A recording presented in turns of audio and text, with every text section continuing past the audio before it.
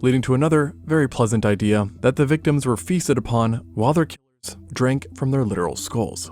Quite a horrifying thought.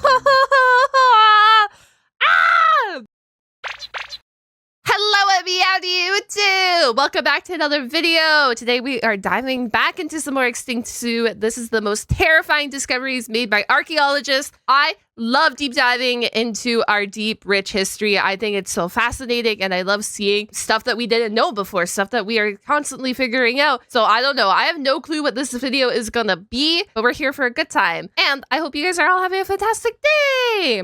Let's do it. I am sure you have all heard the question, what is the scariest animal? I mean, it is one of the greatest icebreakers, at least in my opinion. And some of the more common responses to this are things such as snakes, sharks, spiders, crocs, bears, etc. Now, Fair. These answers are fair. They all can be quite scary. But really, statistically, there is only one true answer. And no, it's not mosquitoes. Rather, other humans. Correct. You know what? You can be afraid of other animals as you should be, but humans are terrifying. You break down the human, like, terrifying. No animal causes ourselves as much pain as, well, ourselves. And every year, at least 475,000 people are killed by other humans. That's crazy. And mind you, this is not including war, car crashes, accidents, or the transmission of contagious diseases, which would then put the number in the many millions. Wow. And so not only can no other animal compare to this by numbers, but also not by brutality. Because without going into too much detail, I'm sure most of you already know how brutal humans can be. Correct. However, for as bad things can seem today, in some ways, I much prefer the present over the past. As back in the day, people could be quite, out of control. And there is no better evidence for this than real-life discoveries which document ancient human violence, which was in some cases so grim that it honestly makes horror movies look like sunshine and roses. In a decent place. You know it's bad when you're making a horror movie look good. You know that's how brutal it is. If you're saying you made a horror movie look good, yeah. Place to start is about just the worst time you could have spawned as a human. The Neolithic, also known as the New Stone Age. It's hard to describe this period in one word, but whatever that word is, it's not a good one. And that largely was because of us, with violence and war being the name of the game back then. In fact, the violence was so bad that it might have resulted in a drastic drop in population that was severe enough to cause an actual genetic bottleneck. And due to this, you might be unsurprised to hear that we know of literally hundreds of mass burials and sites of brutal violence that all trace back to this period. Yet, like everything, there were levels to the derangedness, with some sites being more plain, you know, a simple blunt force victim here and there, while others make you want to go, what the freakasaurus. What the freakasaurus indeed? Holy moly. Like, history is inevitable. It's very important. It's very important to continue learning about your history. There's sometimes I wish you could just literally like go back in time to see what the heck actually went down. Because we could sit here and rediscover and, you know, re-put together all these fights and everything, injuries, etc., and try and build the scene, but you never exactly will learn and know, right? And sometimes I'm just like, what happened? Like, I want to know what happened. And one of the most horrifying sites yet was a place known as Herxheim. This archaeological site sits in the southwest of Germany, and is frankly a place you wonder if it would be best if it was never discovered, as it contains the remains of a pretty grisly massacre even by prehistoric standards, and is actually the largest ancient massacre site we know of, with there being at least 1,000 slain individuals that have been chucked into a series of pits that surrounded a then large settlement. And based on a few of the more intact bodies found, it's been— I should tell you, do you hear what he said too? That we know of. Isn't that creepy to think about? There's probably more that we do not know about yet. Suggested that the dead have been offed by not one, but by a variety of different weapons. You know, gotta switch it up sometimes. But with stone axes in particular being quite prevalent, causing smashed skulls, broken limbs, and just in general, a whole lot of trauma. And let's just say, absolutely no mercy was shown to the victims, as men, women, children, and even newborns were amongst the dead. And something else that was pretty unusual and grotesque about this place was that in the pits of the deceased, researchers wound up finding victims that belonged not to just one group, but multiple. And these groups, in some cases, came from very different places, being from areas up to 310 kilometers or 500 miles away. And so that's a long distance back in the day to be traveling too. Oh my goodness. Along with the presence of the settlement, led to the horrifying notion that Herxheim wasn't some aftermath of a battlefield or just a raid on a village, but rather the center of a murderous cult, which rounded up captives from across great distances before then taking them here to be quote-unquote silenced, or perhaps sacrificed. and that alone should be enough to show the dark side of humanity. But the true nightmare involves what happened to these people after death, as the vast majority of skeletons were in abysmal states, being in pieces, charred, shattered, or cleaved, a sign that the killers had meticulously butchered, dismembered, and in some cases, freaking spit roasted these poor people. And all this might have been done for a feast. As they crossed the bones, researchers found numerous signs of biting and gnawing, reflecting cannibalism on a scale never seen before. And some of the bones were even more gnawed than others, suggesting holy moly! So they think it was kind of like a cannibalistic ritual that was going down in this city, in this town. That in this cult, the killers also had their favorite parts of the body, so to speak. And sadly, we don't really need our imagination to imagine what parts those were, as we are quite certain that one of the most prized parts turned out to be the noggin, i.e. the brain, as the majority of skulls were treated in the exact same manner, being— You're telling me, no, back this up. You're telling me all their skulls, the majority of their skulls were broken up to get the brain? Are you eating a brain? that they had been struck along the sagittal line, splitting faces, mandibles, and skull caps, creating symmetrical halves, with a few also clearly having been skinned as well. How lovely. And after eating the flesh off the heads and extracting the brain contents for a good source of daily fat, this cult would then take the vault of the skull and transform them into essentially skull cups, from which they would then drink, leading to another very pleasant idea that the victims were feasted upon while their killers drank from their literal skulls. Quite a horrifying thought. This is worse than a horror movie. This is worse than a horror movie.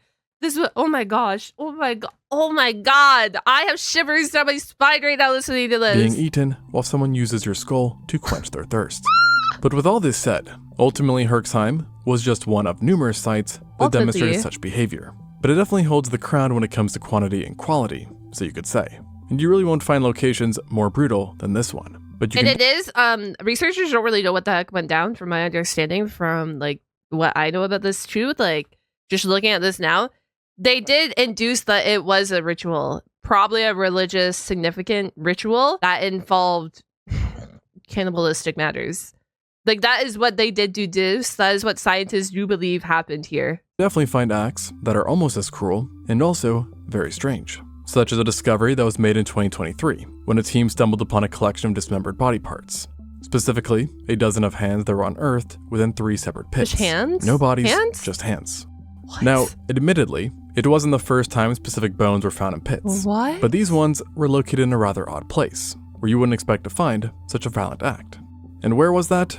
Well, in front of a courtyard. And whose courtyard? Well, instead of a specific person, it belonged to if it's in front of a courtyard, was this kind of punishment? To chop off your hands, and then they just buried them all there? Culture, in a sense. What? One that I'm sure you have all heard of, and at some point might have been very interested in, as it belonged to ancient Egyptians. Interesting. Yep. Oh, it so seems it like is. these guys had a knack for hacking people's hands off. Yes. And then stuffing them into pits.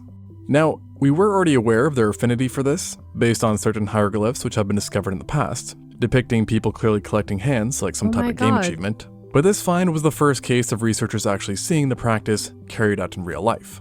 Here's the thing though, severed hands are not exactly new. We've seen them happen in prehistoric cases of violence before, you know, such as where a hand is lost in battle.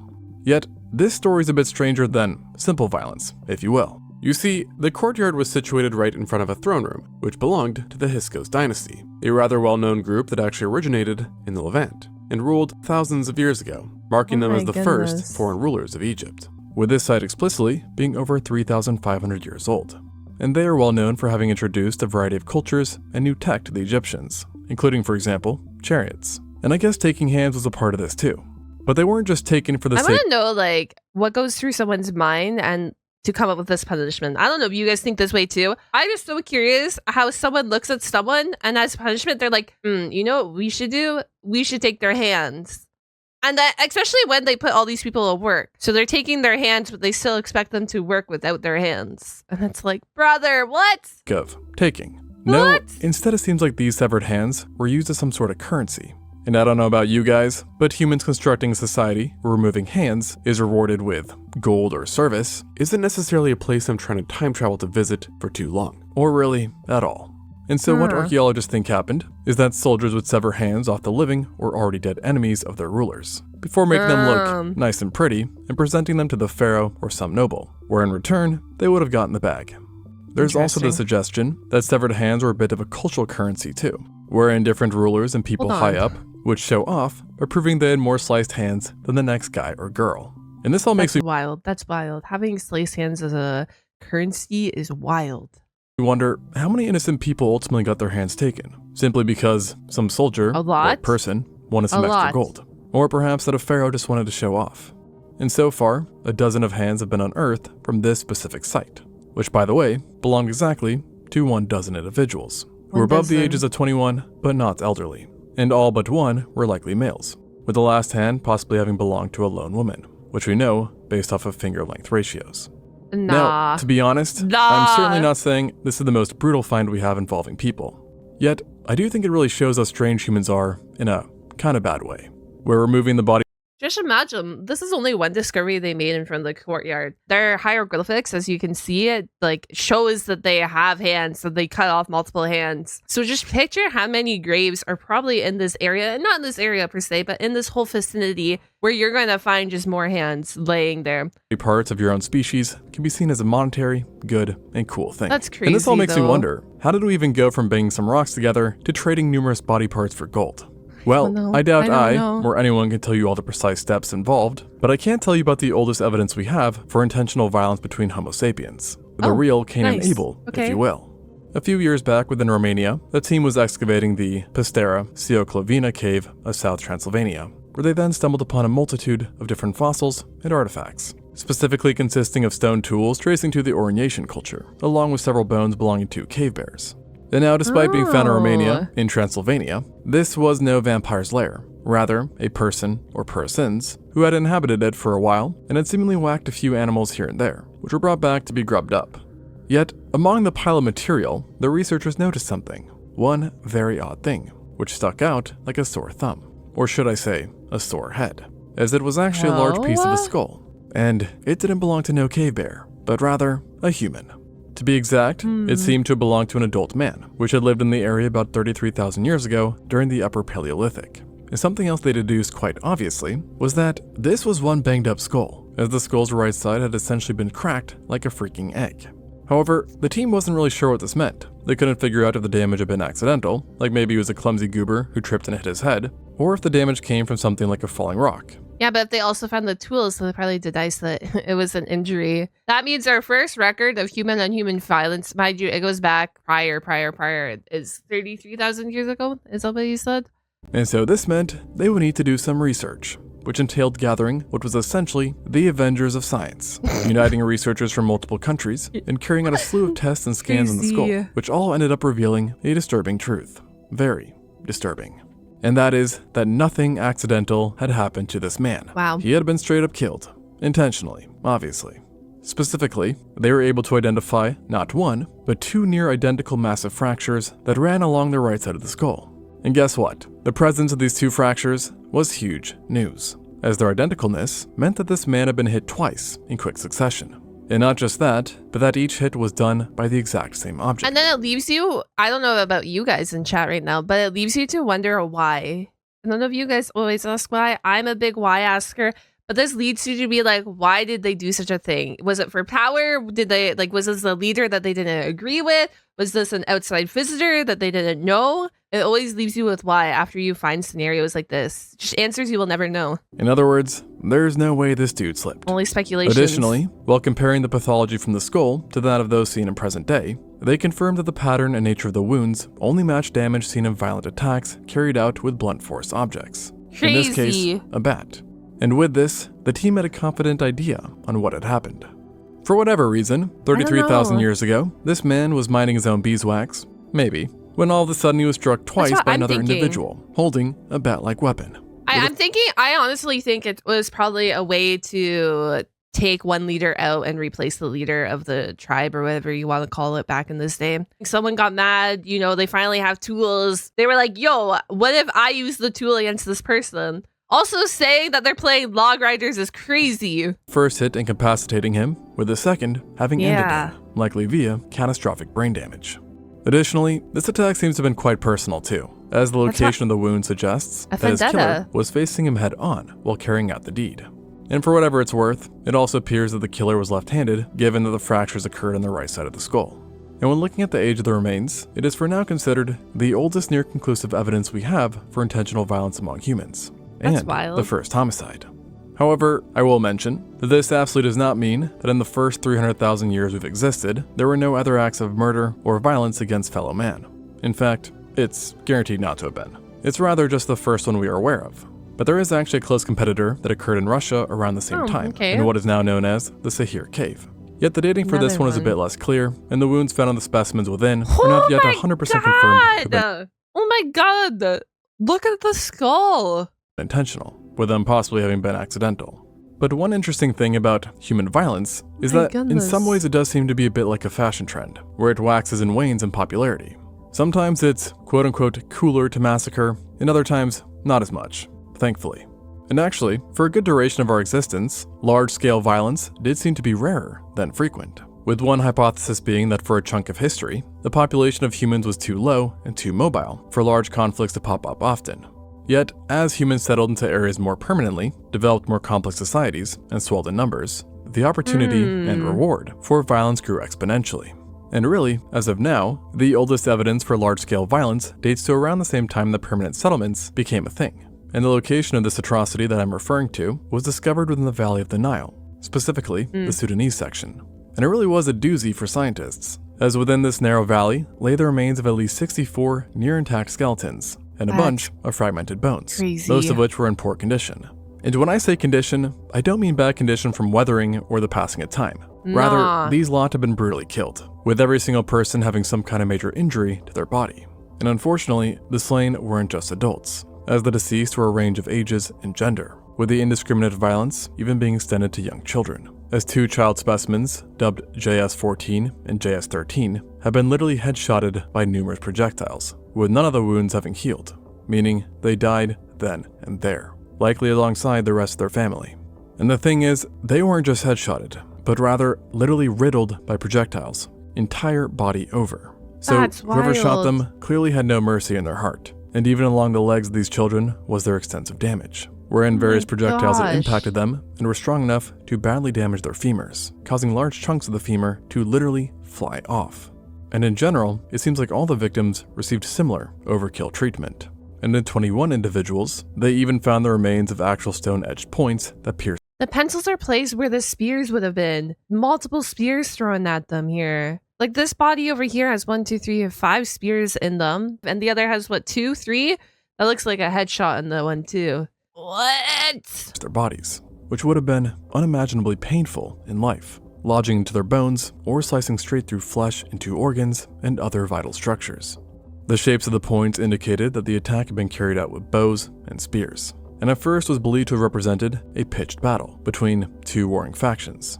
However, after some analysis, including the varying ages and gender, a new conclusion was drawn, that the Jebel Sahaba was the site of not one, but multiple battles, and none against 2 armed groups. Rather a series of raids and ambushes on not only unsuspecting groups, but unarmed groups. In this particular situation, scientists believe that the Nile Valley had been undergoing immense ecological changes, likely drying out, which thus led to a drop in resources and suddenly making it very quote-unquote advantageous for humans to start killing their fellow kind. And to me, this isn't the greatest reflection on our species, where in the event that things get tough, instead of cooperating and trying to come up with a solution, the solution is instead to murder everyone I feel like, especially back then, I don't know about you guys, I feel like there's always 2 different sides to people. You have the side that wants to, you know, cooperate, communicate, try and figure out a path together. And then you have the other side that doesn't give a flying F and will do whatever they want to do to succeed. Including children. So let me go ahead and just say this to any aliens watching this. I don't condone this, and I'm sure we can do better, so don't wipe us out. Now, with this all said, while Homo sapiens have produced the most disturbing fossil finds by level of violence, it's definitely an issue not limited to our species. Rather, it's a problem for our overall genus, Homo. And thus, even the species that are no longer with us have been responsible for their own horrific act or two. This list isn't short either. Yet, what I think takes the cake for the most deranged discovery regarding non-sapient humans has to be something called Atapuerca. This forsaken location is situated in the Burgos province of Spain, and is by far the oldest case I've talked about, dating all the way back to 850,000 years ago, during the early Pleistocene. However, despite it being one location, it's really multiple sites within one massive area. And through different excavation, 9 different areas have been explored, each yielding vastly different finds from multiple periods. But one of the more memorable ones is a natural chimney of sorts that has accumulated the largest deposit of early hominins that we know of, with the inside of it containing over 5,500 skeletons. Yo! Oh my god! That's such a fast amount of skeletons to have. What? And get this, they didn't even all belong to the same humans, with some belonging to Homo heidelbergensis, others to Neanderthals, and some possibly to Denisovans, with the age also ranging greatly, with them being from 350,000 to 800,000 years old. I wonder if this was a battle of, I guess, species maybe. And along with the diversity in species, this site also had variance in terms of what it revealed about our past, as some of the deceased had certain health conditions, like craniosynostosis, while others were evidently killed by their fellow humans via blunt force trauma, and some simply seem to have died from old age. Now, what we aren't sure is if this chimney full of bones was a natural occurrence, like for example, with water having swept over the area and thus carrying all these bones into this location, or if it was some sort of burial practice. Yet, regardless, this isn't what we are here for, as another area of Atapuerca, dubbed Trinchera Dolina, is in some ways more important and definitely more heinous. What? Now, this wasn't some narrow chimney, rather a massive cavern that first started to be excavated back in the early 1980s. Interestingly, there are multiple different quote-unquote levels to this place, each one with a different sediment that represents a different time period. And thus far, there are 11 different levels which are dubbed TDs. Now, most of the TDs are actually rather tame.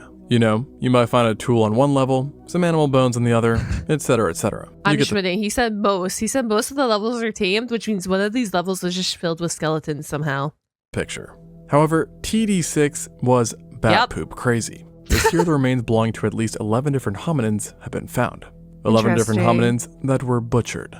Not exactly new news, but here's the thing. More than 30% of the lot had clear signs of having been cannibalized, with bones showing cut marks akin to a hunter. How many people, I'm just asking you guys in chat, how many people do you think were like cannibalized back in the day? That's crazy to think about how this was just a common practice. I guess anything to survive back in, you know, back in the day, back like this, when food sources were scarce and whatever. But it's wild that they can find burial sites and they like be like, yeah, this was a cannibalistic burial site, or this was a cannibalistic ritual, due to like the engravings on the bone.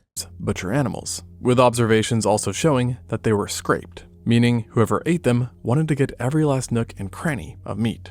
So quite upsetting. I don't know. I think it's wild that they just look at people and they're like, yeah, you are my dinner. But one more time, because this wasn't a simple cannibalistic massacre, rather one aimed at a very specific type of person. Children. No, yes, whoa! Among the dead, not a single adult human was found. Instead, all were either infants or at the oldest, teenagers, with more than half clearly being under 10 years old. This doesn't make Sickening. sense. And if you didn't think it could get any worse, then I'm sorry, as the scientists ended up considering this nutritional cannibalism. In other words, the killers viewed these people as just wild animals, hunting them like they would a deer. Additionally, it is believed that youngsters were targeted as opposed to adults because they would have been less capable of defending themselves. Wow. It would be an effective way for the hostile attackers to limit the growth capabilities of other groups. Nasty business. The part that really gets me, though, is that an analysis on the area and its surroundings that compared the rate of human bones to other animal ones suggested that during this region, 850,000 years ago, things were going just fine. There was no climate crisis, no disease going around, and in other words, these people didn't have to be cannibals. They just chose to. Not to mention that during the act, they even decapitated one of the young specimens, likely while they were still alive. And for now, this is considered the oldest evidence, by a good margin, of cannibalism in the Homo genus, setting such a nice tone for the future, doesn't it? Plus, given its nature, it's the first case of cannibalism targeted at younger people as well. And while we know the rough ages of the slain, the case remains unsolved in one very important area, the species, as there is disagreement on what Homo these victims were. The candidates proposed so far have been Homo erectus, Homo heidelbergensis, or the Homo antecessor, 3 different species known to have lived in Europe at the time. And because there was many shared similarities between these different species, and given just the poor condition of the butchered bodies, it's been hard for scientists to sort out which ones they were explicitly. But this mystery is not the point of the story here, just that our genus is a bit messed up. And science actually kind of supports this as well, as a study in over 1,000 different species found that primates, which is what we are, have much higher rates of interspecific violence than most other mammals do. And in this circle, where red means bad stuff, you can see that we are definitely on the naughty list. Although, I will say that I was pretty surprised to find that the most bloody of all mammals are really meerkats, apparently. Not Yeah. No, yes. They are ruthless. You think humans are bad? Meerkats are on a whole other level. humans. But that's perhaps another story. They're one on a that I whole might talk level. about on my other channel, Living Zoo. So if you're not subscribed to that, go do that now. Yo, I hope Humans, you have. Wait, given I our hope you have a meerkat video on it. I hope. intelligence and creativity have the ability to be much more scary and sinister than meerkats. In other words, if I get caught by something trying to kill me, I really hope it's not a person, because Correct. we can come up with some pretty brutal ideas. And if you've watched any sort of true crime, you know this. But unfortunately, ancient humans also demonstrate this very well, and perhaps no other place shows it like Schönig Kilianstetten. This is Doesn't our exactly last roll night? off the tongue well. Well, at least on my tongue. And nor did it on the eyes, as it was here that an unnecessarily brutal act was carried out. Fun fact, this location is actually not far from the major city of Frankfurt in Germany, but in this case dates back to 7,000 years ago, making it just one of the over 200 known sites worldwide of mass violence, hailing from the Neolithic. Once again, highlighting the viciousness of this age. And at a first glance, it doesn't seem so special, as it was much smaller than, say, Herxheim, only consisting of one large V-shaped pit wherein lay at least 12 different children, 1 teenager, and 13 adults, who had all either been whacked on the head or skewered with projectiles, my which was goodness. unfortunately pretty standard for the time. What was really strange here, and not seen anywhere else, was that half of the bodies had the same peculiar pathology, smashed tibias. Interesting. In other words, they got their shin bones Oh! demolished. Pretty unusual. I mean, literally one of a kind. Unusual, but you smash their shin bones, they're not going anywhere. So if you want something out of them, you want them to do something, it's understandable why would they do this. And it was I don't only know. seen in some of the individuals. But remember, they already had lethal wounds, all of them. So what does this all mean? Well, according to the team that excavated the bones, it points to a dark hallmark of humanity: mutilation and torture. All the breakage seems to have been carried out with the same weapons. But what was really striking is that the afflicted group were residents of a small Neolithic community. In other words, they weren't some warring adversaries, rather just people living their lives, who were then attacked by a party which decided to not only raid them, but torture them by bashing in their legs, and kill them. Now, it's possible that the attack was done in order to take the resources of this community for the attackers group. Yet, that still makes the torturing part a big question, and shows perhaps early signs of sadism, which is unfortunately actually surprisingly common in humans, at least based on a few studies. There's also the perhaps weirder but less horrifying idea that the shins were actually broken after death in order to prevent their ghosts from chasing the killers. Odd, but given how odd we are, Understandable. This is why humans are the number one threat to humans. Yet the one thing that gets me is that, like mentioned, not all the legs have been broken. Plus, even some of the kids had signs of this mutilation, meaning it would seem odd that they didn't make sure that all of the ghosts couldn't run after them. But whatever the case, didn't exactly restore my confidence in humanity. So I think I'm gonna go take a walk in nature. Peace. Thanks for watching, and until next time on Extinct Zoo. Yeah, that was nice. That was different compared to what we normally watch from Extinct Zoo. We normally do a lot of his animal videos, as you guys know from Extinct Zoo. Was wild though. I definitely learned a lot, especially because I don't really know, about the history of, say, Homo sapiens, as well as our like sister species and stuff. I know about them, but I don't know about them in this much detail to, decipher archaeologist sites. That was a crazy freaking video. I hope you guys enjoyed it. As always, remember to hit that like and subscribe button if you would like more content from Extinct Zoo, from all that fun stuff. I will catch you guys all on the flip side. I guess if you made it all the way to the end of this video, just comment down the word human, or like one of the standing human emojis or something. Comment down one of those or the word human, and I will see you guys later. Bye bye.